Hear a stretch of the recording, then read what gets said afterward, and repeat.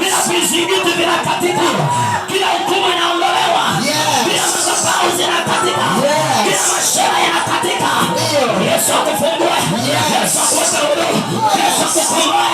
Hiyo damu ya agano, hayo maumivu ndani ya tumbo hayatakuwepo tena, ndani ya watoto wako, ndani ya watoto wako. Yesu wainue, Yesu waponye. Repo sata, rikando robo sata. Neema ya Bwana iwajie. Repo sata, endelea kuomba. Hiyo damu inapenya. Saima vyakula yote waliokulisha, acha yang'oke kwa jina la Yesu. Kila vibe, kila kansa inayeyuka kwa jina la Yesu. Omba wewe, tunaimwaga damu ya Yesu, ikuweke huru damu ya Yesu. Mwanangu tumbo halitauma tena.